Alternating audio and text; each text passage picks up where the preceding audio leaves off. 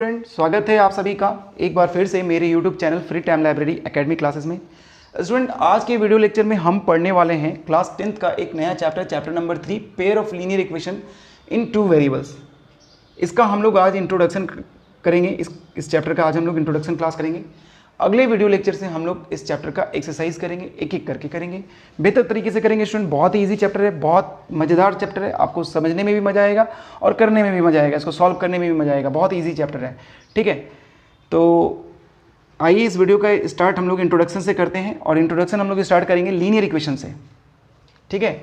Linear equation जो आप previous class के अंदर पढ़ के आए हो, पिछले क्लासेस से पढ़ते हुए आ रहे हो। लीनियर इक्वेशन क्या होता है? लीनियर इक्वेशन स्टूडेंट, अगर आपसे कोई पूछे तो आप क्या जवाब दोगे लीनियर इक्वेशन के बारे में? तो सबसे पहले इक्वेशन समझ लो, फिर लीनियर इक्वेशन भी समझ जाना, ठीक है। तो इक्वेशन देखो स्टूडेंट, अगर आपसे कोई पूछता है इक्वेशन क्या होता है, तो सिंपल आप उन्हें ये बोलोगे कि समथिंग, मतलब कोई भी चीज़ इक्वल हो समथिंग के, समथिंग अदर कर लो, या फिर समथिंग, हाँ अदर कर लो, मतलब समथिंग, कोई चीज़ समथिंग अदर चीज़ की इक्वल हो तो आप इक्वेशन उसे बोल सकते हो। मतलब इक्वेशन का मतलब वहाँ पे क्या आ जाना चाहिए? इक्वल का साइन आ जाना चाहिए। आप देख सकते हो साउंड में भी, इक्वेशन के साउंड में भी इक्वल का कुछ वर्ड आ रहा है, EQUA आ रहा ना, तो मतलब इक्वेशन बनने के लिए वहाँ पे, इक्वेशन बनने के लिए वहाँ पे इक्वल का सिंबल आ जाना चाहिए। जैसे फॉर एग्जांपल 2x + 3 = 6 मैंने लिखा, तो आप देख सकते हो मैंने यहाँ पे जो लिखा है, चलो पहले अगर इक्वल नहीं लगाते हैं तो इसको हम लोग क्या बोलेंगे स्टूडेंट? इक्वल नहीं लगाते हैं तो इसे हम लोग पढ़ेंगे अलजेब्रिक एक्सप्रेशन। अलजेब्रिक एक्सप्रेशन मतलब हम इसे इक्वेशन नहीं बोलेंगे। और जैसे ही हम यहाँ पे इक्वल लगा देते हैं और इक्वल टू 6 लिख देते हैं, या कोई भी नंबर 6 हो या 0 हो, कोई भी नंबर लिख देते हैं, एनी कोई भी नंबर, तो अब यहाँ पे देखो इक्वल का साइन आ चुका है स्टूडेंट। समथिंग इक्वल हो गया समथिंग अदर, तो ये क्या हो गया? ये क्या कहलाएगा? ये एक्सप्रेशन अब बन गया इक्वेशन। अब आप इस एक्सप्रेशन को क्या बोल सकते हो? इक्वेशन। मतलब इक्वल नहीं था तब तक तो ये अलजेब्रिक एक्सप्रेशन था। जैसे ही ये इक्वल टू कोई नंबर आ गया या कोई भी चीज़ आ गया, वैल्यू आ गया, तो वो कहलाएगा इक्वेशन। आपने ऐसा इक्वेशन, काफ़ी सारा इक्वेशन 8th क्लास से 9th क्लास में सॉल्व किए हो, ठीक है, तो आपको पता होगा कि ये इक्वेशन होता है। मैंने एक बार रिवाइज करा दिया, ठीक है। अब हम लोग चलते हैं लीनियर इक्वेशन पे। किस तरह के इक्वेशन को लीनियर इक्वेशन कहेंगे? चलो वहाँ पे जाने से पहले थोड़ा सा वेरिएबल्स और कांस्टेंट को रिकॉल कर लेते हैं। वेरिएबल्स और कांस्टेंट क्या होता है, इसको रिकॉल कर लेते हैं। तो ये भी आपको पता होगा स्टूडेंट, जब आप अलजेब्रिक एक्सप्रेशन चैप्टर पढ़ रहे होगे इन द 6th क्लास, ठीक है, तो आप वेरिएबल्स पढ़े होगे। वहाँ पे वेरिएबल्स क्या होता है? सिंबल होता है, सिंपल सिंबल्स होता है, जिसका वैल्यू क्या होता है? चेंज होता रहता है, बदलता रहता है, उसे हम लोग क्या कहते हैं? वेरिएबल्स कहते हैं। कांस्टेंट क्या होता है? ये भी एक तरह का सिंबल होता है, ठीक है, सिंबल, बट इसका वैल्यू क्या होता है? इसका वैल्यू चेंज नहीं होता, इसका value not change, value fixed, ये आप बोल सकते हो। वैल्यू नॉट चेंज मतलब वैल्यू जिसका फिक्स होता है, उसे हम लोग क्या बोलते हैं? कांस्टेंट। यहाँ तक बात आपको क्लियर हो गया, ठीक है। क्या मैंने बताया? इक्वेशन क्या होता है? Something is equal to something other, वो इक्वेशन कहलाता है। अगर आप कोई चीज़ लिखे, समथिंग मतलब आपने किसी चीज़ को लिखा, तो ये अलजेब्रिक एक्सप्रेशन कहलाएगा, क्योंकि अलजेब्रिक एक्सप्रेशन क्या होता है? उसके अंदर वेरिएबल और कांस्टेंट होता है। देखो आप यहाँ पे वेरिएबल है, कांस्टेंट है, तो ये अलजेब्रिक एक्सप्रेशन है। ये आप 6th क्लास में आप पढ़े होंगे इसका डेफिनेशन अलजेब्रिक एक्सप्रेशन का, कि जिस एक्सप्रेशन के अंदर वेरिएबल आ जाए, कांस्टेंट आ जाए, और मैथमेटिकल ऑपरेशंस का जो सिंबल है, यानी प्लस माइनस मल्टीप्लाई डिवाइड, ये सब मैथमेटिकल ऑपरेशन का सिंबल होता है, ठीक है, ये आ जाए तो वो अलजेब्रिक एक्सप्रेशन कहलाएगा। लेकिन जब अगर हम यहाँ पे इक्वल का साइन लगा दें, और इक्वल का साइन लगा करके समथिंग अदर नंबर यहाँ पे सिंबल लगा दें, समथिंग अदर सिंबल यानी कोई भी नंबर यहाँ रख दें, 2 रख दें, 3 रख दें, 6 रख दें, 0 रख दें, कुछ भी, तो something equal to something other, ये क्या कहला गया? इक्वेशन। पढ़ना हमें लीनियर इक्वेशन है, ठीक है। तो हम लीनियर इक्वेशन के लिए थोड़ा सा और देखते हैं, वेरिएबल्स और कांस्टेंट समझें। वेरिएबल क्या होता है? सिंबल ही होता है जिसका वैल्यू चेंज होता है। कांस्टेंट क्या होता है? सिंबल होता है जिसका वैल्यू फिक्स होता है, ठीक है। यहाँ तक बात समझ में आ गई। अब हम लोग पढ़ते हैं लीनियर इक्वेशन। लीनियर इक्वेशन हम लोग वैसे इक्वेशन को बोलेंगे स्टूडेंट जिसके अंदर जो वेरिएबल, जनरली हम लोग वेरिएबल क्या यूज़ करते हैं स्टूडेंट? एक्स और वाई यूज़ करते हैं, ठीक है ना। एक्स और वाई जनरली लेते हैं, वैसे और भी कोई भी अल्फाबेट्स ले लेते हैं, वैसे जनरली हम लोग वेरिएबल में क्या लेते हैं? एक्स वाई लेते हैं, ठीक है। यहाँ तक बात समझ में आ गई। तो जैसे मैंने एक एग्जांपल लिया, 2x + 3 = 6, यहाँ लिखा है ना एग्जांपल, तो इसमें x क्या है स्टूडेंट? वेरिएबल है, और 2, 3, 6 ये सब क्या है? कांस्टेंट है, ठीक है, कांस्टेंट जिसका वैल्यू फिक्स है, बदलेगा नहीं। x का वैल्यू यहाँ पे कोई भी वैल्यू आएगा, जैसे कि देखो आप सॉल्व करोगे यहाँ पे 2x + 3 = 6, तो x का वैल्यू क्या आ जाएगा? इधर गया 6 में से 3 गया 3, 6 में से 3 गया 3 आएगा, और यहाँ पे 2 था, तो 2 यहाँ पे क्या हो जाएगा? डिवाइड में आ जाएगा, तो x का वैल्यू क्या आ गया? 3/2, ठीक है। तो एक्स का वैल्यू क्या होता है, चेंज होता रहता है, बदलता रहता है, अलग अलग इक्वेशन में अलग अलग एक्स का वैल्यू होगा, ठीक है। तो ये वेरिएबल हो गया, ठीक है। और ये क्या है, पूरा इक्वेशन है। तो जिस इक्वेशन के अंदर वेरिएबल का हाईएस्ट पावर क्या होना चाहिए, 1 होना चाहिए। आप देख लो इस वेरिएबल का हाईएस्ट पावर क्या है, 1 है। मतलब जिस इक्वेशन के अंदर वेरिएबल का हाईएस्ट पावर क्या होना चाहिए, वेरिएबल का हाईएस्ट पावर 1 होना चाहिए, ठीक है। किसका, वेरिएबल का हाईएस्ट पावर ऑफ वेरिएबल, ठीक है। तो वो हाईएस्ट पावर जब उस इक्वेशन में वेरिएबल का हाईएस्ट पावर 1 होगा तो उस इक्वेशन को क्या बोलेंगे, लीनियर इक्वेशन बोलेंगे, ठीक है। तो अगर हाईएस्ट पावर अगर 2 होता है तो उसको क्या बोलेंगे स्टूडेंट, ये भी हम लोगों को पढ़ना है अगले फर्दर हम लोग चैप्टर में पढ़ेंगे, आगे के चैप्टर में, ठीक है ना। तो जब 2 हो जाता है हाईएस्ट पावर तो उसको हम लोग क्वाड्रेटिक बोलते हैं, ठीक है। उस इक्वेशन को हम लोग क्या बोलेंगे, क्वाड्रेटिक बोलेंगे, क्वाड्रेटिक, ठीक है। 2 आने पे क्वाड्रेटिक और 3 आने पे क्यूबिक बोलते हैं, ठीक है। ये चीज़ भी आप पढ़ के आए होगे पॉलिनोमियल चैप्टर में, 9th क्लास में टाइप्स ऑफ पॉलिनोमियल पढ़े होगे, तो क्यूबिक पॉलिनोमियल, लीनियर पॉलिनोमियल, ठीक है ना। तो यहाँ तक आपको क्लियर हो गया, यहाँ तक बात समझ में आ गई कि लीनियर इक्वेशन किस इक्वेशन को बोलेंगे, उस इक्वेशन को लीनियर इक्वेशन बोलेंगे जिसमें वेरिएबल हम जो यूज़ कर रहे हैं उसका हाईएस्ट पावर क्या होना चाहिए, 1 होना चाहिए। और भी आप एग्जाम्पल ले सकते हो, चलो 2y + 3 = 6 या कुछ भी ले लो आप, यहाँ पे 5 ले लो, ठीक है। पर यहाँ पे देखो वेरिएबल जो यूज़ हो रहा है उसका हाईएस्ट पावर क्या है, 1 है। तो ये भी क्या कहलाएगा स्टूडेंट, लीनियर इक्वेशन कहलाएगा। यहाँ तक बात आपको क्लियर हो गया, लीनियर इक्वेशन क्या होता है। यहाँ पे हम लोग क्या क्या पढ़े, इक्वेशन समझे, वेरिएबल समझे, कांस्टेंट समझे, ठीक है। और फिर लीनियर इक्वेशन समझे, अलजेब्रिक एक्सप्रेशन भी थोड़ा सा रिकॉल कर लिए। यहाँ तक बात आपको पूरे अच्छे तरीके से क्लियर हो गया। अब हम लोग आगे की तरफ बढ़ते हैं, तब तक आप क्या करो, वीडियो को पॉज करो, नोट करो। ओके स्टूडेंट, तो हम लोग देख लिए लीनियर इक्वेशन क्या होता है, जिस इक्वेशन में वेरिएबल का हाईएस्ट पावर क्या हो जाए, 1 हो जाए। जिस इक्वेशन में वेरिएबल का हाईएस्ट पावर 1 हो जाए वो क्या कहलाता है, लीनियर इक्वेशन कहलाता है, ठीक है। अच्छा, आप अभी फर्स्ट चैप्टर पढ़ के आए होंगे अपने ही क्लास के, 10th क्लास के, तो उसमें आपको रेशनल नंबर बताया गया होगा कि रेशनल नंबर को, या आप 9th क्लास में भी पढ़े हो, 8th क्लास में भी पढ़े हो रेशनल नंबर का जनरल फॉर्म क्या होता है स्टूडेंट, जनरल फॉर्म होता है रेशनल नंबर का जनरल फॉर्म क्या होता है, P/Q, where Q is not equal to 0। देखो इसको हम लोग वेयर बोलते हैं, ठीक है ना। मैथ में इसको वेयर को कैसे लिखते हैं, ऐसे उल्टा ये लिख देते हैं, ठीक है ना, वेयर। तो where Q is not equal to 0। जैसे आप सिंस लिखते हो ना, सिंस बोलते हो ना, किसको आप लिखते हो ऐसे, सिंस ऐसे लिखते हो क्या मैथ में, नहीं, इसे सिंस बोलते हैं और ऐसे लिखते हैं। देयरफॉर को कैसे दिखाते हो मैथ में, ऐसे, तो वेयर को आप ऐसे दिखाओगे। तो रेशनल नंबर का जनरल फॉर्म क्या होता है, P/Q, where Q is not equal to 0। वैसे ही लीनियर इक्वेशन का भी जनरल फॉर्म होता है स्टूडेंट, क्या होता है, ax + b = 0। ये लीनियर इक्वेशन का जनरल फॉर्म होता है, ठीक है। तो आप यहाँ पे 0 भी रख सकते हो स्टूडेंट, नंबर में कोई भी नंबर ले सकते हो आप, 0 भी ले सकते हो, ठीक है ना। वैसे यहाँ पे कांस्टेंट यूज हो गया तो यहाँ पे आप 0 ही लोगे, ठीक है, 0 ही लोगे तो ज़्यादा बेटर है, ठीक है। तो अब देखो ये जो मैंने फॉर्म लिखा है ये जनरल फॉर्म कहलाएगा, ये जनरल फॉर्म होगा किसका, लीनियर इक्वेशन का। जनरल फॉर्म का मतलब क्या होता है, जैसे आप यहाँ पे कोई भी वैल्यू रखोगे, p के जगह पे 1 रखिए और यहाँ पे 2 रख दिए, तो क्या बन गया, रेशनल नंबर बन गया। आपने -1 रखा, 2 रख दिया, देखो अब इस बार क्या रखा मैंने, -1, ठीक है, और आप मान लो यहाँ पे 3 रख दिए, तो क्या बन गया, ये रेशनल नंबर बन गया।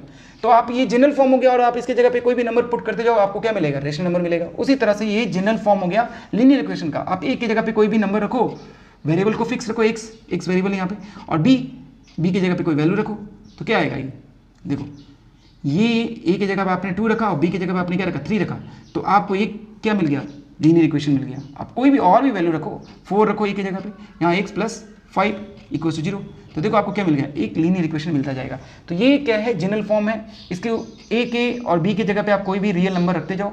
a और b क्या होता है यहाँ पे, a अगर आपसे पूछा जाए what is a and b, तो a एंड b को बोलेंगे कोएफिशिएंट्स बोलेंगे स्टूडेंट, a और b को कोएफिशिएंट्स बोलेंगे, ठीक है, कोएफिशिएंट्स।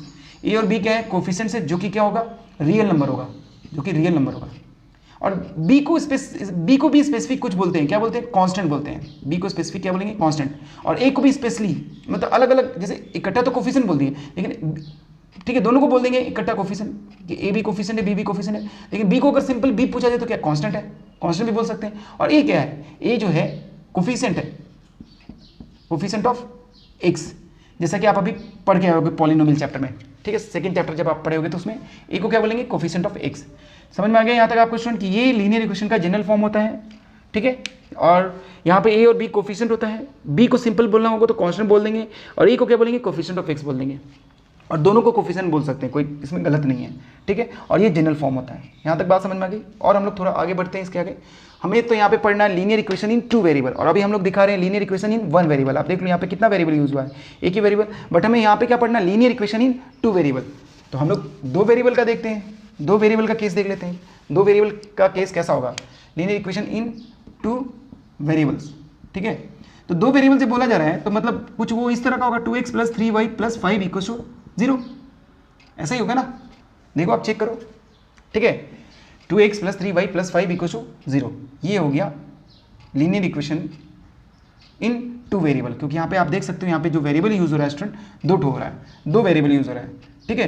तो इसका जनरल फॉर्म अगर लिखना चाहें तो कैसे लिखेंगे, ax + by + c = 0, ठीक है। ये आप 9th क्लास में पढ़ के आए हो, लीनियर इक्वेशन इन 2 वेरिएबल, ये आपको 9th क्लास में बताया गया था, ठीक है। यहाँ तक आप 9th क्लास में पढ़ के आए हो। तो लीनियर इक्वेशन को जनरली हम लोग कैसे लिखेंगे, 2 वेरिएबल्स को, लीनियर इक्वेशन इन 2 वेरिएबल्स को ax + by + c = 0। अगर आपसे पूछा जाए where a, b and c, क्या होगा, इसे आप क्या बोलोगे, कोएफिशिएंट्स बोलोगे, कोएफिशिएंट्स, ठीक है ना। सिंपल c क्या है, कांस्टेंट है, a क्या है, x का कोएफिशिएंट है, y क्या है, सॉरी b क्या है, y का कोएफिशिएंट है, क्लियर। और यहाँ पे आपको ये भी ध्यान रखना है स्टूडेंट कि where a and b both not equal to 0, both should not be 0, both should not be 0, मतलब दोनों 0 नहीं होने चाहिए। दोनों क्या, दोनों मतलब a भी 0 नहीं होना चाहिए और b भी 0 नहीं होना चाहिए, दोनों में से कोई भी 0 नहीं होना चाहिए। यदि दोनों में से कोई भी 0 हो गया तो ये लीनियर इक्वेशन इन 2 वेरिएबल नहीं कहलाएगा स्टूडेंट। सपोज आपने दोनों को 0 रखा, चलो a की जगह पे आपने 0 लिया, b की जगह पे आपने 0 ले लिया और c की जगह पे आपने 5 ले लिया। देखो क्यों नहीं होगा, मैं प्रूफ करके दिखा रहा हूँ क्यों ये दोनों 0 नहीं होगा। तो आपने 0 ले लिया, तो अब आप देखो यहाँ पे क्या आएगा, यहाँ पे वैल्यू रखोगे आप तो 0 × x + 0, इधर ले लेते, ठीक है, 0 × x + 0 × y + 5 = 0। तो ये तो 0 हो गया, यानी 5 = क्या बचा, 0। तो क्या 5 0 के इक्वल होगा, नहीं होगा ना, ये पॉसिबल ही नहीं है, इसलिए a b बोथ को 0 नहीं लेना है। अब आप बोलोगे क्या a को 0 ले लेंगे, चलो आप a को सिर्फ 0 लेते हो और b की जगह पे कोई वैल्यू ले लेते हो, तो 0 × x + 2y + 5 = b की जगह पे आप 2 रखोगे ना, = 0। तो आप देखो ये वाला तो पार्ट गया, ये वाला पार्ट तो गायब हो गया, क्या बचा, 2y + 5 = 0। तो क्या आप इसको लीनियर इक्वेशन इन 2 वेरिएबल बोलोगे, नहीं, ये लीनियर इक्वेशन इन 1 वेरिएबल कहलाएगा। समझ में आया, बट हम लोग क्या पढ़ रहे हैं, लीनियर इक्वेशन इन 2 वेरिएबल, तो इसलिए a भी 0 नहीं होगा और b भी 0 नहीं होगा। समझ में आ गई बात। और इसको हम लोग मैथमेटिकली कैसे दिखाते हैं, a² + b² = 0। यहाँ तक बात क्लियर हो गया आपको, यहाँ तक आप क्या करो, नोट करो कॉपी पे, ठीक है। इसके आगे हम लोग देखते हैं।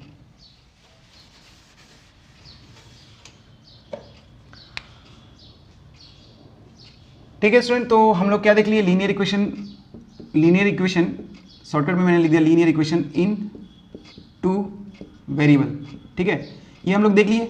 वो क्या होता है, ax + by + c = 0, ये जनरल फॉर्म होता है लीनियर इक्वेशन इन 2 वेरिएबल का, वेयर a भी 0 नहीं होना चाहिए और b भी 0 नहीं होना चाहिए, नॉट इक्वल टू 0, ठीक है।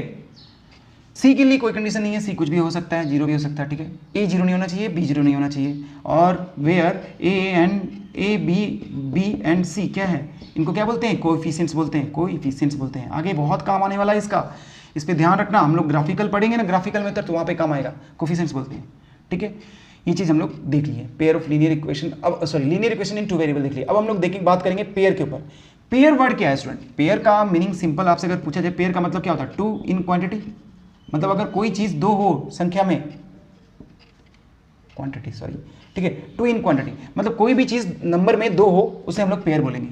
तो pair of linear equation in 2 variables मतलब हमें इसे ही 2 क्वांटिटी में पढ़ना है। अभी तो ये एक है, पेयर ऑफ लीनियर इक्वेशन एक इक्वेशन है, हमें 2 इक्वेशन ऐसा पढ़ना है। तो 2 इक्वेशन पढ़ना है तो 2 इक्वेशन का जनरल फॉर्म क्या होगा, 2 इक्वेशन का जनरल फॉर्म होगा a1x + b1y + c1 = 0, दूसरा a2x + b2y + c2 = 0।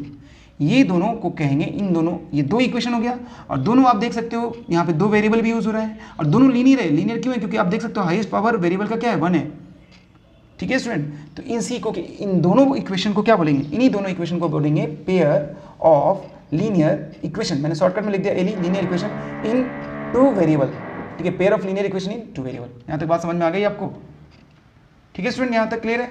अब हम लोग आगे बढ़ते हैं, इसके सॉल्यूशन की तरफ चलते हैं। लीनियर इक्वेशन को सॉल्व कैसे करते हैं, पेयर ऑफ लीनियर इक्वेशन को सॉल्व करने का 2 मेथड है, एक तो है ग्राफिकल और दूसरा है अल्जेब्रिक मेथड। ठीक है, ग्राफिकल मेथड में हम लोग 3 कंडीशन पढ़ते हैं, 3 कंडीशन देखते हैं, first condition, second condition, third condition. ठीक है, इसमें हम लोग ग्राफ ड्रॉ करेंगे। ग्राफ ड्रॉ करने के लिए आपको पता है वाई एक्सिस एक्स एक्सिस बनाना होता है। ठीक है, जैसा कि आप 9th क्लास में बना के आए हो। जैसे एक एग्जाम्पल लेते हैं 2x + 3y = 5। ठीक है, 5 की जगह आप कोई और नंबर ले लो जिससे कि सॉल्व होना ईजी हो जाए। ठीक है ना, आप ले लो यहाँ पे 6 ले लेते हैं। ठीक है, 6 ले लेते हैं। चलो अब देखो, अब इसको अगर आप सॉल्व करोगे, इसका सॉल्यूशन निकालोगे, मतलब हम लोग अब क्या पढ़ रहे हैं, लीनियर इक्वेशन का सॉल्यूशन पढ़ रहे हैं। पेयर ऑफ लीनियर इक्वेशन का सॉल्यूशन कैसे निकालते हैं, तो पहले हम लोग एक इक्वेशन का देख लेते हैं। एक इक्वेशन को कैसे सॉल्व करते हैं, जैसे एक इक्वेशन को सॉल्व करेंगे वैसे पेयर को सॉल्व करेंगे, और ये भी आप 9th क्लास में करके आए हो। ठीक है, तो उसको रिकॉल कर लेते हैं। अच्छा, एक चीज़ देखो स्टूडेंट, सॉल्यूशन करने का मतलब क्या होता है, लीनियर इक्वेशन का सॉल्यूशन का मतलब क्या होता है। अगर आपसे कोई बोले कि लीनियर इक्वेशन का सॉल्यूशन, और लीनियर इक्वेशन वहाँ पे दे दे 2x + 3 = 0, तो आपसे बोले कि इसका सॉल्यूशन बताओ, तो सॉल्यूशन बताने का मतलब क्या होता है, सॉल्यूशन बताने का मतलब आपको वेरिएबल का वैल्यू निकालना होगा। यानी 2x = -3, x = -3/2। तो ये जो वैल्यू आप निकाल के लाए ना, ये जो वैल्यू आपने x का निकाल के लाए, वेरिएबल का वैल्यू आप जो निकाले, इसी को बोलते हैं सॉल्यूशन ऑफ लीनियर इक्वेशन। मतलब बात समझ में आई, लीनियर इक्वेशन का सॉल्यूशन मतलब वेरिएबल का वैल्यू ढूंढना। तो यहाँ पे जो सॉल्यूशन होगा वो क्या होगा, x और y का वैल्यू ढूंढना। यहाँ पे हम लोग x और y का वैल्यू ढूंढेंगे, क्योंकि ये 2 वेरिएबल का, ये 1 वेरिएबल का है। तो आइए हम लोग x और y का वैल्यू को ढूंढते हैं। तो हम लोग इसके लिए क्या करते हैं स्टूडेंट, टेबल को ड्रॉ करते हैं। x और y का वैल्यू को ढूंढने के लिए हम लोग टेबल ड्रॉ करते हैं, जैसा कि आप पिछले 9th क्लास में पढ़ के आए हो। ठीक है ना, तो कैसे ढूंढेंगे इसका, जैसे हम यहाँ पे सपोज यहाँ पे अगर 0 ले लें, x को 0 रखें, तो देखो 2 × 0 + 3y = क्या होगा 6। ये तो गायब हो गया, तो 3y = क्या बचा स्टूडेंट, 6 बचा। ये वाला टर्म गायब हो गया ना, ये 0 हो गया पूरा। तो y = क्या आ जाएगा 6/3। आंसर क्या आ गया 2। मतलब आपने जब x को 0 लिया तो y क्या आ गया, सॉरी y आ गया 2, y 2 आ गया। ठीक है, अब आप y को 0 रखो, y को 0 लेते हैं, तो 2x + 3 और यहाँ पे क्या हो गया 0 = 6। ये तो सॉल्व करेंगे 0 आ जाएगा, तो 2x = क्या आ गया 6, x = क्या आ गया 3। मतलब आपने जब y को 0 प्लेस किया तो x का वैल्यू आ गया 3। तो जो यहाँ पे जो वैल्यू निकल के आया ना स्टूडेंट x और y का, यही इस वाले इक्वेशन का सॉल्यूशन है।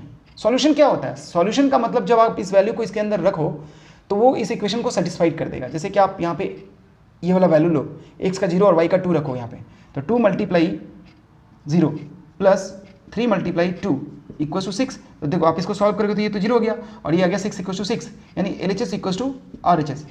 समझ में आया, तो सॉल्यूशन का मीनिंग समझ में आया स्टूडेंट। सॉल्यूशन का मीनिंग क्या होता है, सॉल्यूशन का मीनिंग होता है कि जो आप सॉल्यूशन ढूंढ के लाए उसको इक्वेशन के अंदर अगर आप रखते हो, पुट करते हो, तो वो इक्वेशन पूरा का पूरा क्या हो जाएगा, सेटिस्फाइड हो जाएगा। मतलब उस वैल्यू के ऊपर इक्वेशन क्या हो जाएगा, सेटिस्फाइड हो जाएगा। सेटिस्फाइड होने का मतलब LHS जो है वो RHS के इक्वल आ जाएगा।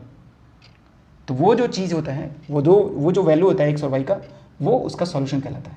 इसी तरह आप 3 और 0 को खुद सेल्फ रख के चेक करो, देखो कि 6 आ रहा है कि नहीं, LHS = RHS आ रहा है या नहीं आ रहा है। यदि ऐसा होता है तो ये क्या हो जाएगा, इसका सॉल्यूशन हो जाएगा। बात समझ में आ गई कि लीनियर इक्वेशन इन 2 वेरिएबल का सॉल्यूशन क्या होगा, x और y का वैल्यू होगा। और यही हम लोग यहाँ पे करते हैं, ग्राफिकली ढूंढते हैं और अल्जेब्रिकली भी ढूंढते हैं। मतलब 2 मेथड होता है लीनियर इक्वेशन इन 2 वेरिएबल को सॉल्व करने का, ग्राफिकल मेथड होता है, अल्जेब्रिक मेथड होता है। ठीक है, ग्राफिकल मेथड आप 9th क्लास में भी पढ़े थे। ठीक है, और अल्जेब्रिक मेथड आप 10th क्लास में भी 10th क्लास में आके सीखोगे, और ग्राफिकल मेथड वही 9th क्लास वाला यूज़ करेंगे। ठीक है, बट अब आप यहाँ पे बात बोलोगे सर यहाँ पे तो पेयर को कैसे सॉल्व करेंगे, तो जैसे हमने एक इक्वेशन को सॉल्व किया ना, उसी तरह पेयर ऑफ इक्वेशंस को भी उसी तरह सेम सॉल्व करेंगे, सेम निकालेंगे। जैसे टेबल बनाए हमने, यहाँ पे एक टेबल बनाया, यहाँ पे पेयर में आएगा तो वहाँ पर 2 टेबल बनेगा, दोनों अलग अलग लीनियर इक्वेशन के लिए। क्लियर है यहाँ तक आपको बात समझ में आ गई।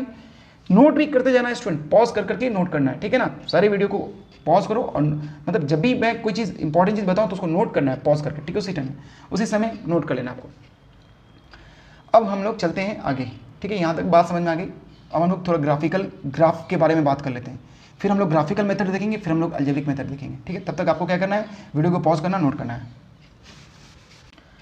ठीक है स्टूडेंट, तो हम लोग लीनियर इक्वेशन इन 2 वेरिएबल्स का बात कर रहे थे। तो 2x + 3y = 6 लिए थे, जहाँ पे हम लोग देखें कि टेबल बनाए तो x का वैल्यू और y का वैल्यू सॉल्व किए, तो x का वैल्यू 0 पे y आया 2, और y की वैल्यू 0 पे x आया 3, ठीक है। तो ग्राफिकली सॉल्व करने का मतलब क्या होता है? ग्राफिकली सॉल्व करने का मतलब आपको यहाँ पे एक्सिस ड्रॉ करना पड़ेगा। जैसे कि मैंने यहाँ पे ड्रॉ किया y एक्सिस और x एक्सिस ड्रॉ कर दिए, ठीक है। देखो ग्राफिकली सॉल्यूशन का मतलब क्या होता है। अब यहाँ पे जैसे ये हो गया ऑरिजिन, ये हो गया x डैश, ये हो गया x, ये हो गया y, ये हो गया y डैश, ठीक है। मार्क करेंगे यहाँ 1 2 3 4, इस पर मार्क करेंगे 1 2 3, यहाँ मार्क कर लेते हैं -1 -2 -3। हालांकि माइनस नहीं लेंगे तभी काम चल जाएगा, क्योंकि यहाँ पे मेरा कोई भी वैल्यू माइनस का नहीं आया है, ठीक है ना। -1 -2 -3, बट दिखाएंगे हम लोग, ठीक है। ग्राफ तो ऐसे ही ड्रॉ करते हैं। ग्राफ में हम लोग क्या करते हैं, इंटीजर से रिप्रेजेंट करते हैं ना, नंबर लाइन बनाते हैं, 2 नंबर लाइन, एक y वाला नंबर लाइन, एक x वाला नंबर लाइन। इसको y एक्सिस बोलते हैं, इसको x एक्सिस बोलते हैं, इसको ऑरिजिन बोलते हैं। ये चीज़ें तो आपको पता ही होगी, ठीक है। अब आप देखो यहाँ पे पॉइंट मार्क करेंगे, तो x जब 0 है तो y कितना है 2। तो देखो x 0 किस पे होता है, y एक्सिस पे, तो ये वाला पॉइंट मिलेगा हमें। ये वाला पॉइंट क्या होगा, 0 और 2 हो जाएगा, ये वाला पॉइंट, ठीक है। दिख रहा है ना, ये वाला पॉइंट हो जाएगा। दूसरा पॉइंट क्या है, x जब 3 है तो y 0 है, और y 0 किस पे होता है, x एक्सिस पे, तो ये वाला पॉइंट कहाँ मिलेगा, x एक्सिस पे मिलेगा, यानी ये वाला पॉइंट हो जाएगा। और ये वाला पॉइंट क्या हो जाएगा, 3 और 0। तो आप देख सकते हो ये 2 पॉइंट मिला। अब आप स्केल लोगे, स्केल के थ्रू क्या करोगे, इन दोनों पॉइंट को ज्वाइन कर दोगे। तो आप जैसे ही इस दोनों पॉइंट को ज्वाइन करोगे तो आपको क्या मिलेगा, एक स्ट्रेट लाइन मिलेगी, एक स्ट्रेट लाइन आपको मिलेगी, है ना। तो आप इससे क्या कंक्लूजन निकाले, इससे ये कंक्लूजन निकला कि जब भी आप लीनियर इक्वेशन का ग्राफ ड्रॉ करोगे तो आपको एक स्ट्रेट लाइन ही मिलेगी। इससे कंक्लूजन यही निकला ना कि जब भी आप कोई भी लीनियर इक्वेशन को ले लो, कोई भी लीनियर इक्वेशन ले लो और आप उससे ड्रॉ करके देखो ग्राफ, तो आपको एक स्ट्रेट लाइन ही मिलेगी। ऑलवेज आपको एक स्ट्रेट लाइन मिलेगी, ठीक है ना। तो ये क्या मिली, आपको एक स्ट्रेट लाइन मिल गई। यहाँ तक बात समझ में आ गई आपको, ठीक है। अब आप देख लो इस स्ट्रेट लाइन पे जो भी, मतलब ये दोनों जो सॉल्यूशन है, अभी मैंने आपको बता दिया ना कि x और y क्या है, सॉल्यूशन है। तो जो सॉल्यूशन है वो कहाँ आ रहा है स्टूडेंट, जो सॉल्यूशन है वो इस स्ट्रेट लाइन पे एग्जिस्ट कर रहा है। ये जो एक स्ट्रेट लाइन हमने ड्रॉ किया, इस स्ट्रेट लाइन पे एग्जिस्ट कर रहा है ना सॉल्यूशन। ये 2 सॉल्यूशन इस स्ट्रेट लाइन पे एग्जिस्ट कर रहा है, मतलब इसका इस वाले लीनियर इक्वेशन का कितना सॉल्यूशन होगा। अगर आपसे पूछा जाए how many solutions possibles of this linear equation, इस लीनियर इक्वेशन का कितना सॉल्यूशन पॉसिबल हो सकता है, क्या 2 ही हो सकता है। मैंने तो 2 ही निकाला, क्या 2 ही हो सकता है, नहीं 2 से ज़्यादा होगा। क्योंकि आप देख सकते हो कि ये स्ट्रेट लाइन जहाँ तक जा रही है और इस स्ट्रेट लाइन पे आने वाला पॉइंट ही सॉल्यूशन है इस लीनियर इक्वेशन का। इस स्ट्रेट लाइन पे आने वाला दोनों पॉइंट क्या है, सॉल्यूशन है। तो ये स्ट्रेट लाइन पे जितना पॉइंट आएगा, जितना भी पॉइंट आएगा इस लीनियर इक्वेशन का क्या होगा, सॉल्यूशन होगा। तो इसका इन्फिनाइटली सॉल्यूशन हो सकता है, क्योंकि ये स्ट्रेट लाइन कहाँ तक जा रही है, इन्फिनाइट तक जा रही है। देखो स्ट्रेट लाइन का एंड कहाँ है, एंड होता है क्या, नहीं होता। तो ये स्ट्रेट लाइन इन्फिनाइट तक जा रही है। तो यहाँ पे मैंने तो छोटा सा x एक्सिस और y एक्सिस ड्रॉ किया है। आप देख लो x एक्सिस भी इन्फिनाइट है और y एक्सिस भी इन्फिनाइट तक जाएगा, इन्फिनाइट नंबर तक जाएगा। तो आपको इस लाइन पे, स्ट्रेट लाइन पे सॉल्यूशन 2 से ज़्यादा मिलेगा, यानी इन्फिनाइट सॉल्यूशन मिलेगा। मतलब एक लीनियर इक्वेशन का इन्फिनाइट सॉल्यूशन हो सकता है, समझ में। इस पे आने वाला और भी पॉइंट इसका सॉल्यूशन हो जाएगा, ठीक है। यहाँ तक बात क्लियर है। ओके स्टूडेंट, तो अब हम लोग देखेंगे, अभी तक हम लोग क्या देख रहे थे, लीनियर इक्वेशन देखे, एक लीनियर इक्वेशन देखे हम लोग, मतलब एक लीनियर इक्वेशन का हम लोग ग्राफिकल सॉल्यूशन देखें। अब हम लोग पेयर ऑफ लीनियर इक्वेशन का ग्राफिकल सॉल्यूशन देखेंगे, समझ में आया। अभी हम लोग जस्ट क्या देखें, एक लीनियर इक्वेशन का सॉल्यूशन देखें, अब हम लोग पेयर ऑफ लीनियर इक्वेशन का सॉल्यूशन देखेंगे। तो जैसे ये हमारे पास पेयर ऑफ लीनियर इक्वेशन है, इसका सॉल्यूशन कैसे करेंगे, तो इसका हम लोग सॉल्यूशन करेंगे स्टूडेंट 4x - y - 4 = 0, ठीक है। ये था, तो फर्स्ट इक्वेशन ये है और सेकंड इक्वेशन ये है। तो दोनों के लिए अलग अलग टेबल बनाएंगे, इसके लिए अलग टेबल बनाएंगे, इसके लिए हम लोग अलग से टेबल बनाएंगे, ठीक है ना।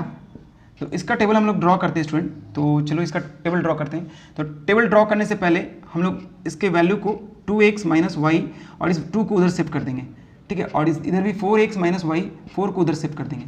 तो अब आप यहाँ पे सॉल्यूशन इसका ढूंढने का कोशिश करोगे स्टूडेंट। तो चलो x और y, तो x का वैल्यू आप 0 रखोगे, ठीक है। x का वैल्यू 0 रखे तो 2 × 0 - y = 2। तो देखो यहाँ पे -y = क्या आएगा 2, यानी y = क्या आ जाएगा -2, यानी x 0 लेने पे y क्या आ रहा है -2, ठीक है। और सॉल्व करते हैं, दूसरा वैल्यू निकालते हैं।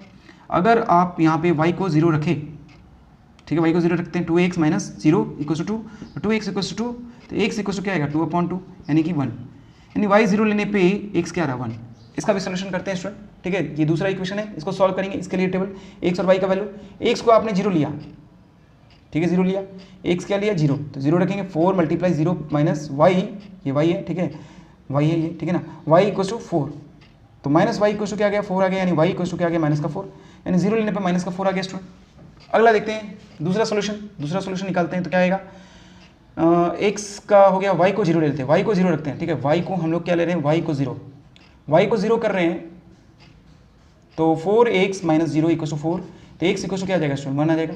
तो देखो y जब 0 लोगे आप तो x क्या आएगा 1 आएगा, ठीक है। अब आप इसको ग्राफिकली रिप्रेजेंट करना चाहो इन दोनों इक्वेशन को एक ही ग्राफ पे, क्योंकि दो पेयर ऑफ लीनियर इक्वेशन है, ये दो पेयर ऑफ लीनियर इक्वेशन, इसको ग्राफ पे रिप्रेजेंट करना चाहो तो कैसे होगा, तो इसके लिए मैं यहाँ पे थोड़ा सा इरेज कर देता हूँ, ठीक है ना, रफ कर देता हूँ, तो आप वीडियो को पॉज करके इसको नोट कर लेना एक बार, ठीक है ना। अब देखो इसको ग्राफिकली रिप्रेजेंट करेंगे तो यहाँ पे एक्सिस बनाएंगे student, Y axis, X axis, ठीक है, यहाँ पे हम लोग पॉइंट प्लॉट करेंगे, तो 1 2 3 4 5, यहाँ पे पॉइंट 0 हो जाएगा, ऑरिजिन है, ठीक है, इधर एक्स डैश होगा, इधर एक्स हो जाएगा, ये वाई हो जाएगा, ये इधर वाई डैश हो जाएगा, यहाँ पे करेंगे -1 -2 -3 -4, क्लियर है। अब आ जाओ यहाँ पे, इस पे करते हैं, तो क्या आएगा 1 2 3 4 5 6, इधर आ जाते हैं -1 -2 -3 -4 -5 -6, मतलब आप वैल्यू ले सकते हो जितना मतलब आपको प्लॉट करना हो, ठीक है, इस तरह से आप वैल्यू तो प्लॉट करना आता ही आपको, इस तरह से प्लॉट किया। अब आप देखो यहाँ पे x जब 0 है तो y क्या आ रहा है -2, तो x 0 ये रहा और y -2 ये रहा, मतलब ये वाला पॉइंट मिलेगा, ये वाला पॉइंट है ना, इसको डार्क कर रहा हूँ, ये पॉइंट मिलेगा ना, x 0 किस पे होता है, y एक्सिस पे, और -2 है y क्या है -2 है, तो -2 ये रहा ना, -2 ये रहा, तो ये वाला पॉइंट मिलेगा हमें, तो ये वाला इसका कोऑर्डिनेट क्या हो गया, इसका कोऑर्डिनेट हो गया 0 और -2। दूसरा प्लॉट करते हैं, तो 1 और 0, x पे 1 और y पे 0, तो y 0 किस पे होता है, x एक्सिस पे, तो ये वाला पॉइंट होगा, ये रहा 1, तो ये वाला पॉइंट हो गया, इसका कोऑर्डिनेट क्या हो जाएगा स्टूडेंट 1 और 0। तो अब हम इस पर एक ग्राफ खींचें, इन दोनों पॉइंट को स्केल से ज्वाइन करना होगा, है ना। देखो मेरा स्ट्रेट नहीं आ रहा क्योंकि मैं स्केल से नहीं खींच रहा हूँ, आप स्केल से खींचोगे तो आपका स्ट्रेट बनेगा, बिल्कुल स्ट्रेट लाइन जाएगी, ठीक है। तो ये जो स्ट्रेट लाइन है ये किसका, ये स्ट्रेट लाइन किसका ग्राफ है, फर्स्ट इक्वेशन का। फर्स्ट इक्वेशन क्या है, यहाँ पे मार्क कर देते हैं, फर्स्ट इक्वेशन जो है 2x minus Y minus 2 equal to 0। अब दूसरे वाली स्ट्रेट लाइन का अगर हम ग्राफ ड्रॉ करें तो x क्या है 0, y क्या है -4, तो देखो x जब 0 है तो y क्या है -4, तो कहाँ पे है, ये रहा, देखो ये वाला पॉइंट होगा, -4 ये है, ठीक है, तो 0 और -4, x है 1 और y है 0, तो x ये 1 ये वाला पॉइंट है, तो मतलब अब जो ग्राफ ड्रॉ होगा वो ये और ये स्ट्रेट लाइन होगा, मतलब इन दोनों पॉइंट को ज्वाइन करेंगे, इस दोनों पॉइंट को ऐसे आप स्केल से करोगे तो बिल्कुल स्ट्रेट लाइन आएगी स्टूडेंट। मेरा स्ट्रेट लाइन नहीं इसलिए नहीं आ रहा क्योंकि मैं स्केल से नहीं कर रहा हूँ।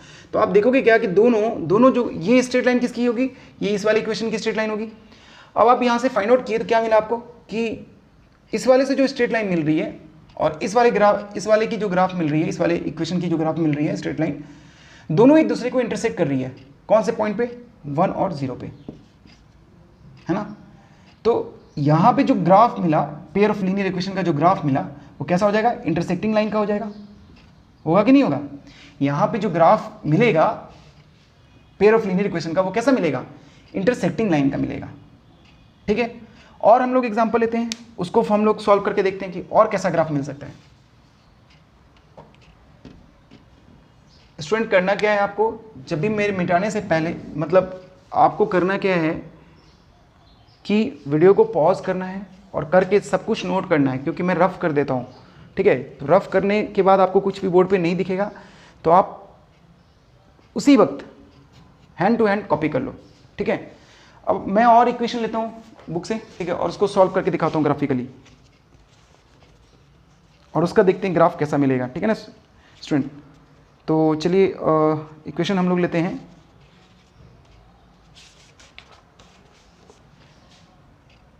अब हम लोग इक्वेशन ले रहे हैं ग्राफिकली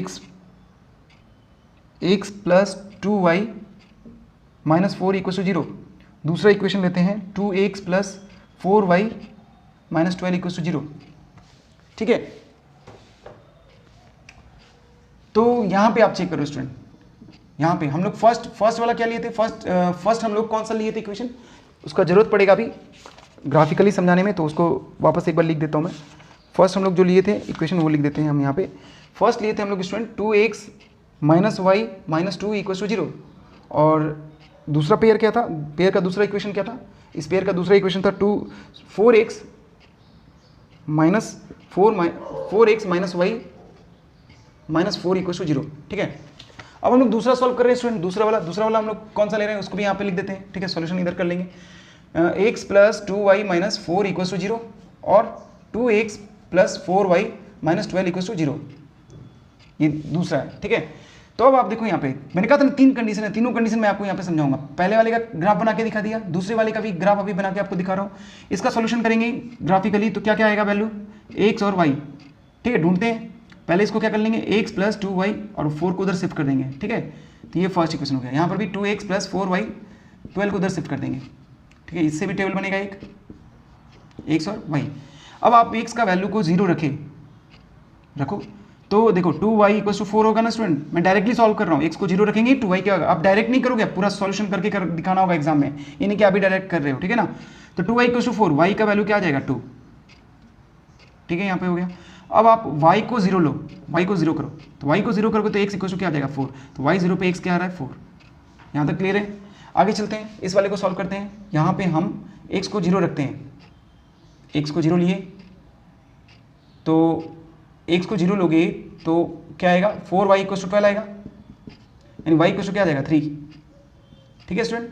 अब आप यहाँ पे y को 0 कर लो, तो y को 0 करोगे तो 2x इक्वल टू 12 आ जाएगा, क्योंकि तो 0 हो जाएगा, ये वाला टर्म खत्म हो जाएगा 0 रखने पे। तो x इक्वल टू क्या हो जाएगा 6, ठीक है।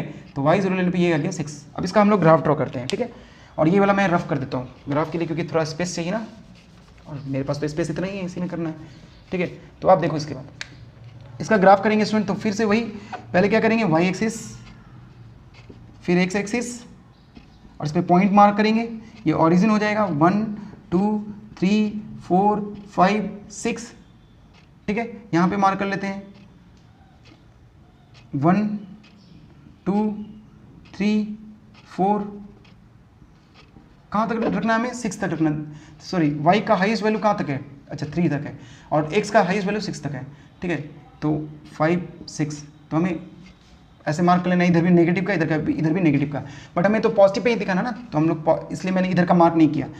आपको करना है, जब भी आप ग्राफ भी बनाओगे ना एग्जाम में, तो आप इधर का भी मार्क करोगे, नेगेटिव और पॉजिटिव सारे, मतलब पूरा इंटीजर मार्क करोगे, उसके बाद ही ग्राफ खींचोगे, ठीक है। मैं आपको बस समझाने के लिए भी कर रहा हूँ अभी, तो इसमें कंडीशन बताना है। फर्स्ट वाले का मैंने ग्राफ बना के दिखा दिया आपको, कैसा ग्राफ आया था, दोनों लाइन इंटरसेक्ट हो रही थी एक पॉइंट पे, ऐसा दिखा ना आपको। अब मैं आपको इस वाले का ग्राफ बना के खींच के दिखा रहा हूँ कि इसमें क्या होगा, इस वाले सिचुएशन में क्या होगा। तो आप देखो यहाँ पे, जब आप यहाँ पे पॉइंट 0 और 2 लोगे, मतलब x क्या है 0 और y क्या है 2, तो x 0 कहाँ पे है, ये रहा, और y 2 ये रहा, ये वाला पॉइंट होगा, है ना। यानी ये वाला पॉइंट क्या हो गया 0 और 2, ठीक है। दूसरा क्या है 4 और 0, x पे 4 और y पे 0, तो यही होगा। अभी मैंने बताया ना कि x एक्सिस पे क्या होता है, x एक्सिस है ये, y एक्सिस है, ठीक है। तो x एक्सिस पे y क्या होता है 0, तो ये वाला पॉइंट हो जाएगा 4 और 0। अब आप इसको स्ट्रेट लाइन, अब दोनों पॉइंट को ज्वाइन करोगे स्केल की हेल्प से, तो एक स्ट्रेट लाइन मिलेगी, ठीक है। ये वाला जो लाइन है स्ट्रेट लाइन है, ये इस वाले इक्वेशन का है। इस वाले इक्वेशन का करते तो 0 और 3, 0 3 ये रहा ना स्टूडेंट, 0 3 आपको ये वाला मिलेगा, ठीक है 0 3, और 6 इसको आप मार्क करोगे इस पॉइंट को, तो क्या लिखोगे 0 और 3 इस पॉइंट का कोऑर्डिनेट, और 6 और 0, तो 6 ये रहा, और 0 यही 6 0 यहीं पे आएगा, y एक्सिस 0 होगा x पे, तो ये वाला कोऑर्डिनेट क्या हो जाएगा 6 और 0। अब आप यहाँ पे इसको इस स्केल से आप ज्वाइन करोगे तो देखोगे क्या स्टूडेंट, एक आपको स्ट्रेट लाइन मिलेगी, और ये स्ट्रेट लाइन किसकी होगी, ये जो स्ट्रेट लाइन ग्राफ है वो किसका होगा, इस वाले इक्वेशन का होगा। ये स्ट्रेट लाइन जो ग्राफ है वो किसका होगा, वो इस वाले इक्वेशन का होगा। और आप ध्यान से देखोगे, देखो मेरा तो थोड़ा स्केल से मैं मिला नहीं रहा हूँ, इसलिए टेढ़ा मेढ़ा जा रहा है। आप जब स्ट्रेट लाइन मिलाओगे स्केल से दोनों पॉइंट को, तो आप देखो यहाँ पे क्या हुआ, यहाँ पे कैसी ग्राफ आई, यहाँ पे जो ग्राफ आई वो पैरेलल ग्राफ आ गई, मतलब 2 पैरेलल लाइन आ गया, है ना। यहाँ पे आप देख सकते हो 2 पैरेलल लाइन आ गया। अरे पैरेलल लाइन ऐसे आया, वही पैरेलल ही लाइन है ना भाई, तो मैंने इसको क्या बोल दिया कि 2, यहाँ पे आपको ग्राफ जो मिला वो कैसा मिला, पैरेलल लाइन का मिला, ठीक है। यहाँ पे यानी सेकंड ग्राफ, यानी फर्स्ट कंडीशन में ग्राफ आपको कैसा मिला, इंटरसेक्टिंग। फर्स्ट वाले जो पेयर को रखें लीनियर इक्वेशन को, first pair of linear equation को सॉल्व किए तो इंटरसेक्टिंग ग्राफ मिला, second pair of linear equation को सॉल्व किए तो पैरेलल ग्राफ मिला। अब हम लोग थर्ड केस देखते हैं, ठीक है, थर्ड केस देखते हैं, ठीक है।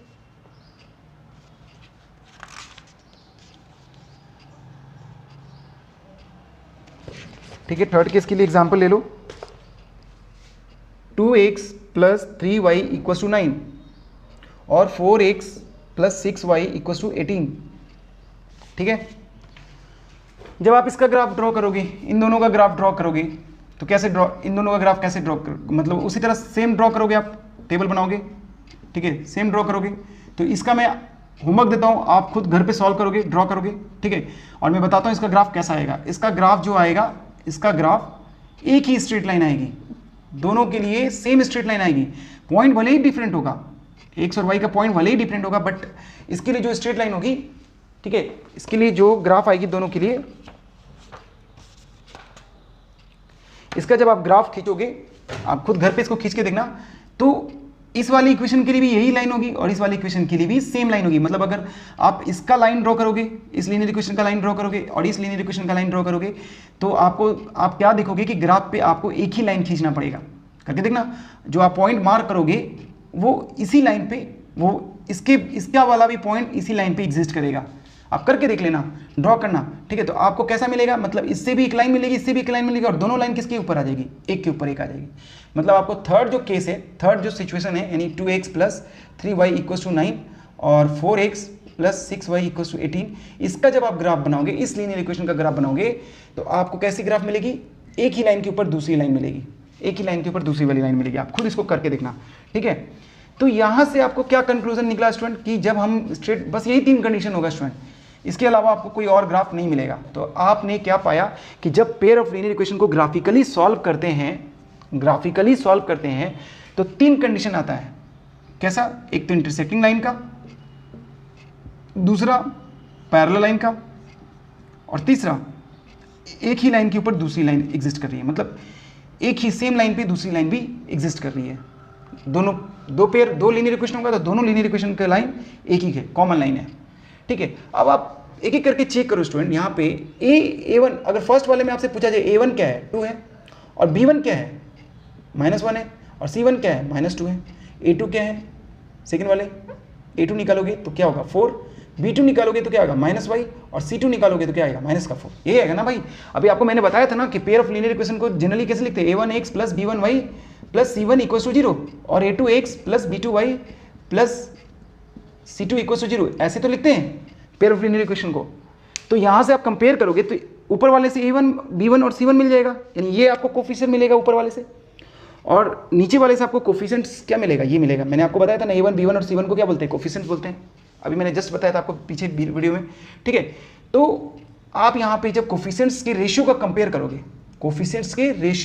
करोगे, तो मतलब ये वाला कोफिशिएंट है, ये मतलब ये तीनों कोफिशिएंट्स है, ये तीनों कोफिशिएंट्स है, इनके रेशियो को कंपेयर करो। तो a1 का रेशियो करोगे a2 के साथ तो क्या आएगा 2/4, जो कि 1/2 हो जाएगा, और b1 का b2 के साथ तो क्या आएगा -1, और सॉरी b2, एक मिनट, सॉरी मैंने मिस्टेक कर दिया, b2 क्या है यहाँ पे स्टूडेंट, -1 है। तो जब आप इसको कंपेयर करोगे तो -1 आएगा, ये कैंसिल हो गया, 1/1 आया। तो आपको यहाँ पे क्या मिल रहा है स्टूडेंट, a1/a2 = b1/b2, ये कंडीशन मिल रहा है ना। तो आप बोलोगे सर आपने c1 c2 को क्यों नहीं चेक किया, क्योंकि यहाँ पे a1/a2 b1/b2 के इक्वल नहीं आया, तो आगे हम लोग c1/c2 के पास नहीं जाएंगे। जब यहाँ इक्वल आएगा ना तब हम लोग c1/c2 के पास जाएंगे। यहाँ इक्वल नहीं आया तो यही कंडीशन, यानी फर्स्ट कंडीशन कैसा आ गया, यानी फर्स्ट वाले पेयर में जब ग्राफ इंटरसेक्टिंग होगा तो हम बोल सकते हैं ना, वहाँ पे कंडीशन रेशियो का, कोफिशिएंट्स के रेशियो का कंडीशन कैसा होगा, a1/a2 = b1/b2, और वाइस वर्सा, उल्टा भी हम बोल सकते हैं कि जब पेयर ऑफ लीनियर इक्वेशन में जो कोफिशिएंट्स हैं उनका रेशियो इक्वल नहीं आएगा तो उसका ग्राफ कैसा बनेगा, इंटरसेक्टिंग बनेगा। समझ में आ गया बात, यहाँ तक क्लियर है। अब देखो ग्राफ जब कहीं पे इंटरसेक्ट करता है ना स्टूडेंट, कहीं पर भी इंटरसेक्ट करता है, अगर एक बार इंटरसेक्ट करता है तो एक सॉल्यूशन, इसका सॉल्यूशन, नंबर ऑफ सॉल्यूशन कितना होगा, 1 होगा।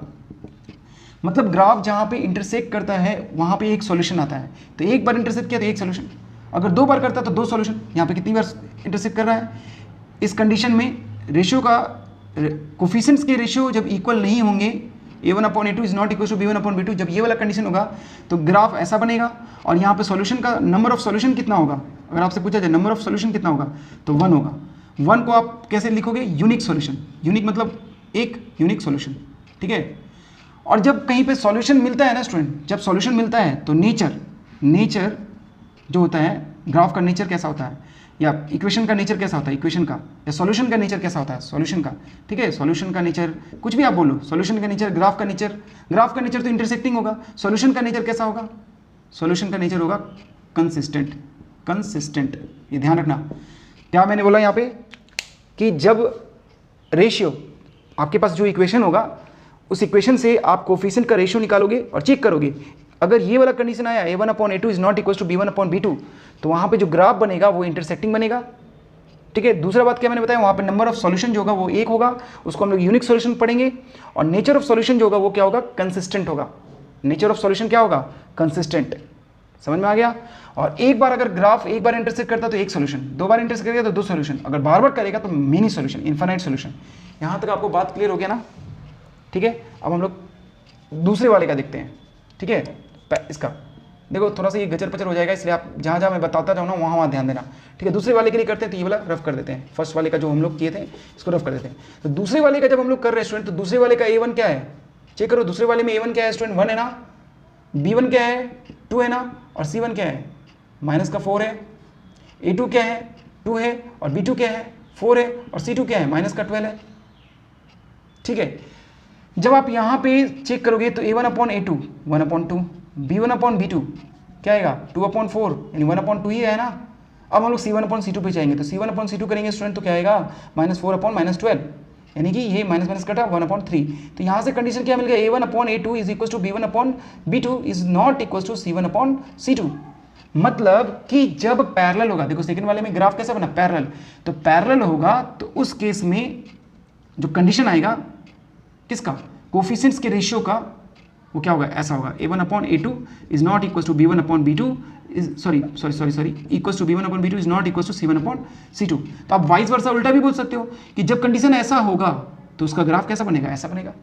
और कंडीशन तो आप पहले चेक कर सकते हो, ग्राफ बनाने से पहले चेक कर सकते हो, आपके पास इक्वेशन गिवन होगा ना, तो ग्राफ ड्रॉ करने से पहले आप कंडीशन चेक कर सकते हो। अगर ऐसा कंडीशन आया तो आप बता सकते हो वहाँ पे कि ग्राफ पैरेलल बनेगा वहाँ पे, ठीक है। इसको मैं रफ कर देता हूँ ताकि और चीज़ें समझ सकें यहाँ पे, ठीक है।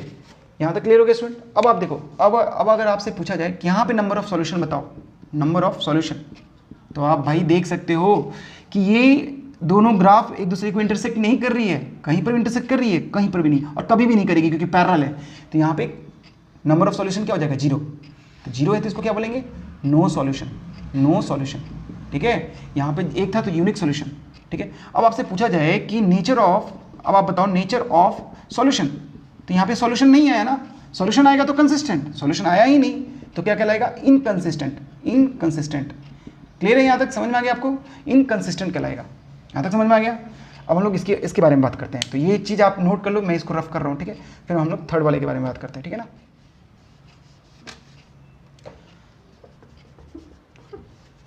देखो स्टूडेंट थर्ड वाला देखते हैं हम लोग। थर्ड वाले में अगर पूछा जाए a1 क्या है तो 2 हो जाएगा, b1 क्या है 3 हो जाएगा, और c1 क्या है 9, a2 क्या है 4, b2 क्या है 6, और c2 क्या है 18, ठीक है 18। और ध्यान रखना स्टूडेंट कि जो c है ना, c1 एक ही तरफ होना चाहिए, या तो इक्वल टू के उधर होना चाहिए दोनों c, और या तो इक्वल टू के दोनों इधर होना चाहिए, तभी आप c1 c2 लिखोगे, ठीक है। ऐसा नहीं कि एक c इधर है और एक c उधर है तो आप लिख रहे हो c1 9 और ऐसे नहीं, दोनों को उधर भेज करके लिखना है, या तो दोनों को इधर ला करके लेफ्ट साइड ला करके लिखना है, या फिर दोनों को राइट साइड रख करके लिखना है, ठीक है। तो अब आप देखो यहाँ पे कंडीशन चेक करोगे, a1/a2 क्या आएगा 2/4, अरे भाई a1 और a2 का रेशियो 2/4 यानी 1/2, b1/b2 b1 ये रहा, b2 ये रहा, तो 3/6 ये भी आ गया 1/2, और c1/c2 9/18 ये भी आ गया 1/2। तो आप स्टूडेंट यहाँ पे देखो, ध्यान दो, चीज़ को देखो क्या हो रहा है, तीनों इक्वल, मतलब जब लाइन कैसा यहाँ पे ग्राफ था, ग्राफ ऐसा था ना, बताया था ना आपको कि इस वाले इक्वेशन में ग्राफ कैसा होगा, एक ही स्ट्रेट लाइन पे दूसरी वाली स्ट्रेट लाइन भी एग्जिस्ट करेगी, मतलब एक इक्वेशन का जो स्ट्रेट लाइन होगा उसी दूसरे इक्वेशन का भी वही स्ट्रेट लाइन होगा, उसी के ऊपर स्ट्रेट लाइन बनेगा। अब देख लेना करके, बना करके, इसको मैंने बोला ना कि आप खुद ड्रॉ करोगे, जब ड्रॉ करोगे तो आपको समझ में आ जाएगा, ठीक है। या वीडियो को पॉज करो, उसी वक्त ड्रॉ कर लेना, ठीक है, चेक कर लेना, यही होगा। तो देखो जब ऐसा है, मतलब एक ही स्ट्रेट लाइन पे दूसरा स्ट्रेट लाइन बन रहा है, यानी दोनों पेयर ऑफ लीनियर इक्वेशन का स्ट्रेट लाइन ग्राफ सेम है, सेम ग्राफ है, दोनों पेयर ऑफ लीनियर इक्वेशन का ग्राफ सेम है, तब वहाँ पे कंडीशन कैसा आ रहा है, आप देख सकते हो तीनों इक्वल आ रहा है। मतलब इस वाले थर्ड वाले कंडीशन के लिए, थर्ड वाला कंडीशन क्या हो जाएगा, a1/a2 is equal to b1/b2 is equal to c1/c2। तो यहाँ पे आपसे पूछा जाए कि दोनों ग्राफ, इसका ग्राफ और इसका ग्राफ स्ट्रेट लाइन दोनों एक दूसरे को कितनी बार इंटरसेक्ट कर रहा है, तो आप ध्यान से देखोगे सर ये तो बार बार इंटरसेक्ट कर रहा है, यानी कि कंटिन्यू इसी के ऊपर बना हुआ है, दूसरा वाला इसी के ऊपर बना हुआ है, बार बार इंटरसेक्ट कर रहा है। तो यहाँ पे सॉल्यूशन का संख्या कितना होगा, नंबर ऑफ सॉल्यूशन कितना होगा, नंबर ऑफ सॉल्यूशन यहाँ पे बहुत सारा होगा, तो बोल सकते हैं इनफाइनाइट सॉल्यूशन या इनफाइनाइट मिनी सॉल्यूशन। अब यहाँ पे सॉल्यूशन आ चुका है, सॉल्यूशन आएगा तो उसको क्या बोलते हैं, नेचर। नेचर कैसा होता है सॉल्यूशन का, नेचर ऑफ सॉल्यूशन, सॉल्यूशन आ चुका है ना, तो नेचर ऑफ सॉल्यूशन क्या हो जाएगा, कंसिस्टेंट। जब नहीं आएगा तो इनकंसिस्टेंट। क्लियर हो गया। थोड़ा सा हम लोग एक बार पूरा एक अच्छे तरीके से देख लेते हैं, रिकॉल कर लेते हैं ग्राफिकली, फिर हम लोग अगले वीडियो लेक्चर में हम लोग पढ़ेंगे अलजेब्रिक मेथड। ठीक है, तो एक बार सारे कंडीशन को एक बार रिकॉल कर लेते हैं। ठीक है, देखो फर्स्ट कंडीशन था a1/a2 is not equal to b1/b2, तो इस केस में ग्राफ कैसा था, इंटरसेक्टिंग ग्राफ था। ठीक है, और सॉल्यूशन कितना था, नंबर ऑफ सॉल्यूशन कितना था, 1 था, यानी यूनिक सॉल्यूशन। ठीक है, और जो नेचर था, नेचर सॉल्यूशन का जो नेचर था, नेचर ऑफ सॉल्यूशन क्या होगा, नेचर ऑफ सॉल्यूशन जो होगा वो क्या हो जाएगा, कंसिस्टेंट। ठीक है, सेकेंड में हम लोग क्या देखें, a1/a2 is equal to b1/b2 is not equal to c1/c2। इसमें ग्राफ कैसा आया, पैरेलल। इसमें नंबर ऑफ सॉल्यूशन अगर हम देखें, नंबर ऑफ सॉल्यूशन तो कितना आ गया, 0, यानी नो सॉल्यूशन। ठीक है, और जब नो सॉल्यूशन होता है तो ग्राफ का नेचर ऑफ सॉल्यूशन क्या होता है, इनकंसिस्टेंट। ठीक है, थर्ड हम लोग क्या देखें कि a1/a2 equal to b1/b2 is equal to c1/c2। तो ये क्या है, कोफिशिएंट के रेशियो को हम लोग कंपेयर कर रहे हैं। देखो कोफिशिएंट का रेशियो को क्या कर रहे हैं, कंपेयर करके चेक कर रहे हैं। तो यहाँ कैसा आ गया ग्राफ, एक ही स्ट्रेट लाइन पे दूसरा स्ट्रेट लाइन। ठीक है, और यहाँ पे नंबर ऑफ सॉल्यूशन कितना हो गया, नंबर ऑफ सॉल्यूशन यहाँ पे इनफाइनाइट मेनी सॉल्यूशन हो गया। ठीक है, और यहाँ पे जो सॉल्यूशन आ रहा है इसलिए इसका नेचर कैसा हो जाएगा, कंसिस्टेंट। बात समझ में आ गई। तो यहाँ तक आपको मैंने आज क्लियर करा दिया। ठीक है, यहाँ तक आपको नोट करना है, और एक बार थोड़ा सा इन शॉर्ट हम लोग देख लेते हैं क्या क्या आज पढ़े हैं और क्या क्या आपको अभी बैठ करके वापस रिकॉल करना है। ठीक है, तो सबसे पहले हम लोग पढ़े थे लीनियर इक्वेशन, पढ़े थे ना, याद करो लीनियर इक्वेशन पढ़े थे फर्स्ट में। उसमें हम लोग इक्वेशन सीखे थे, इक्वेशन किसको बोलते हैं, थोड़ी गंदी राइटिंग में लिख रहा हूँ मैं ना, इक्वेशन। तो सबसे पहले हम लोग पढ़े थे लीनियर इक्वेशन, इक्वेशन क्या होता है वो हम लोग देखें, फिर लीनियर इक्वेशन क्या होता है वो हम लोग देखें, वेरिएबल, कांस्टेंट, अलजेब्रिक एक्सप्रेशन, ये सब पढ़े हम लोग। फिर हम लोग उसके बाद गए तो लीनियर इक्वेशन इन 2 वेरिएबल देखें, लीनियर इक्वेशन इन 2 वेरिएबल देखें, है ना। उसके बाद हम लोग लीनियर इक्वेशन 2 वेरिएबल्स देखें, तो 2 वेरिएबल में हम लोग क्या सीखें, जनरल फॉर्म भी सीखे थे। लीनियर इक्वेशन का जनरल फॉर्म होता है ax plus by plus c equal to 0, ये लीनियर इक्वेशन का जनरल फॉर्म होता है 2 वेरिएबल्स में। ठीक है, इसके लिए मैंने आपको बताया, इसको कोरिलेट किया कि रेशनल नंबर से, रेशनल नंबर का जनरल फॉर्म होता है p/q, where q is not equal to, sorry where का साइन ये होता है q is not equal to 0। तो यहाँ पर भी मैंने आपको कंडीशन बताया, a भी 0 नहीं होना चाहिए, b भी 0 नहीं होना चाहिए, रीजन भी बता दिया क्यों नहीं होना चाहिए। ठीक है, दोनों में से कोई 0 नहीं होना चाहिए, रीजन भी मैंने बता दिया आपको। और इसको मैथमेटिकली कैसे लिखते हैं, a नॉट 0 b नॉट 0 को मैथमेटिकली लिखते हैं student, a² plus b² is not equal to 0। अगर ये नहीं बताया होगा तो अभी देख लो। ठीक है, इसको मैथमेटिकली ऐसे लिखते हैं, आप देख सकते हो एनसीईआरटी बुक में जाके खोल करके। ठीक है ना, यहाँ तक मैंने बताया। उसके बाद हम लोग आगे चले, पेयर ऑफ लीनियर इक्वेशन पढ़े, pair of linear equation in 2 variables पढ़े, तो pair of linear equation in 2 variables. ठीक है, ये हम लोग पढ़े। इसमें हम लोग देखिए इसको जनरली कैसे रिप्रेजेंट करते हैं, a1x plus b1y plus c1 equal to 0, a2x plus b2y plus c2 equal to 0, ये। ठीक है, इसको हम लोग लीनियर इक्वेशन, फिर हम लोग थर्ड में क्या देखें, ये देखने के बाद हम लोग थर्ड में देखें लीनियर इक्वेशन को सॉल्व कैसे करते हैं। लीनियर इक्वेशन है LE, यानी लीनियर इक्वेशन को सॉल्व कैसे करते हैं। 2 मेथड है, ग्राफिकल और अलजेब्रिक। अलजेब्रिक मेथड अभी नहीं पढ़े हैं, अगले वीडियो लेक्चर में पढ़ेंगे। ग्राफिकल देख लिए, ग्राफिकली कैसे सॉल्व करते हैं, जैसे कि पहले 9th क्लास में सॉल्व करते हैं, ऐसे सॉल्व करते हैं। एक्स और वाई जो निकलता है वो क्या होता है, वो लीनियर इक्वेशन का सॉल्यूशन कहलाता है। एक्स और वाई का जो वैल्यू निकल के आता है यहाँ पे, वो क्या होता है, लीनियर इक्वेशन का सॉल्यूशन होता है। उसको हम लोग ग्राफिकली कैसे रिप्रेजेंट करते हैं, ग्राफ पे बना देते हैं, प्लॉट करते हैं पॉइंट को, और उससे जब हम उस पॉइंट को मिलाते हैं तो क्या मिलती है हमें, ग्राफ, स्ट्रेट लाइन मिलती है। देखो ग्राफ इसको बोलेंगे जो हमें लाइन स्ट्रेट लाइन मिल रही है, ये तो एक्सिस है। ठीक है, तो ग्राफ हमें क्या मिलती है, लीनियर इक्वेशन की ग्राफ हमें स्ट्रेट लाइन मिलती है। ठीक है, उसके बाद हम लोग कंडीशन देखें ग्राफिकल में कौन कौन सा कंडीशन होगा, तो 3 कंडीशन आता है, एक इंटरसेक्टिंग लाइन, पैरेलल लाइन, और एक ही लाइन के ऊपर दूसरी लाइन, है ना। यानी इसको हम लोग इस ऐसे को क्या बोलते हैं, ऐसे को, इसको जैसे इंटरसेक्टिंग लाइन बोल रहे हैं, इसको पैरेलल लाइन बोलते हैं। इसको क्या बोलते हैं, इसको बोलते हैं कोइंसिडेंट लाइन, कोइंसिडेंट लाइन। ठीक है ना, कोइंसिडेंट लाइन बोलते हैं। ये सब चीज़ें हम लोग पढ़े और इनका कंडीशन भी देखें, मैंने बता दिया पूरा डिटेल में, आप वीडियो को दोबारा रिपीट करके देखो, ठीक है, तो आपको क्लियर हो जाएगा ये सारी चीज़ें हम लोग पढ़ें। अब बात आता है स्टूडेंट, मैंने स्टार्टिंग में ही आपको ये नहीं बताया, लेकिन सॉरी इसके लिए अब मैं बता देता हूँ कि पेयर ऑफ लीनियर इक्वेशन पढ़ते क्यों हैं, इसका ज़रूरत क्या पड़ता है। इसका बहुत ज़्यादा ज़रूरत पड़ता है। जैसे सपोज आप मान लो कि आप क्रिकेट के कोच हो, क्या हो, क्रिकेट के कोच, और आपके पास जो टीम है उसके लिए आप मार्केट गए बैट परचेज करने, तो आपने 6 बॉल खरीदा और आपने 3 बैट खरीदा, ठीक है। कॉस्ट आपने कितना पे किया अपने जेब से, 3900। अब आपने फिर मतलब आपको फिर नीड हुआ, मतलब अपने टीम के लिए ही नीड हुआ कि आप 1 बैट एक्स्ट्रा खरीद लो, 1 बैट एक्स्ट्रा खरीदने का, और बॉल 2 बॉल आपने एक्स्ट्रा खरीदा, या 3 बॉल्स मान लो, 3 बॉल्स आपने एक्स्ट्रा खरीदा, एक्स्ट्रा है ना, एक्स्ट्रा, ये भी एक्स्ट्रा आपको नीड पड़ गया। तब आप दोबारा मार्केट गए परचेस करने के लिए 1 बैट और 3 बॉल्स, वही उसी तरह का बैट और उसी तरह का बॉल, बैट जो आपने जिस कंपनी का पहले लिया था उसी कंपनी का, और बॉल भी उसी कंपनी का, तो आपने पे किया 1300। तो अगर आपसे अब पूछा जाएगा यहाँ पे कि बताइए एक बॉल का कॉस्ट कितना है और एक बैट का कॉस्ट कितना है, तब आप इसे कैसे सॉल्व करोगे। तो इस तरह के क्वेश्चन को सॉल्व करने के लिए आपको इक्वेशन बनाना पड़ेगा, पेयर ऑफ लीनियर इक्वेशन बनाना होगा, और उसको आप इस मेथड से सॉल्व करोगे जो अभी मैंने आपको ग्राफिकली बताया, ग्राफिकली सॉल्व होगा, और एक अलजेब्रिकली अगले वीडियो में बताएंगे तो उससे भी सॉल्व हो जाएगा। तो इस तरह के क्वेश्चन को सॉल्व करते हैं। और भी आप एग्जांपल ले सकते हो, जैसे सपोज आप मार्केट गए, 7 पेंसिल खरीदा आपने, 7 पेंसिल खरीदा और 6 पेन खरीदा, और आपने कॉस्ट कितना पे किया, कॉस्ट आपने 46 रुपीज़ पे किया। अब आप 6 पेन खरीद रहे हो, सॉरी 6 पेंसिल खरीद रहे हो और 7 पेन खरीद रहे हो, तो अब आपने कॉस्ट कितना पे किया, 50 रुपीज़। तो आपसे पूछेगा एक पेंसिल और एक पेन का दाम बताओ, एक पेंसिल और एक पेन का दाम बताओ, तो उसको भी आप पेयर ऑफ लीनियर इक्वेशन से ही सॉल्व करोगे, बिना पेयर ऑफ लीनियर इक्वेशन के सॉल्व नहीं होगा। और भी आप ले सकते हो एग्जांपल, सपोज आप मान लो ट्रैवल करते हो ना, ट्रेन से कई बार ट्रैवल किए, ठीक है, तो ट्रैवल करते हो तो आप जनरली देखे होगे कि जो एडल्ट्स होते हैं और जो किड्स होते हैं उनका फेयर अलग अलग होता है, एडल्ट्स का फेयर अलग होता है, किड्स का फेयर अलग होता है।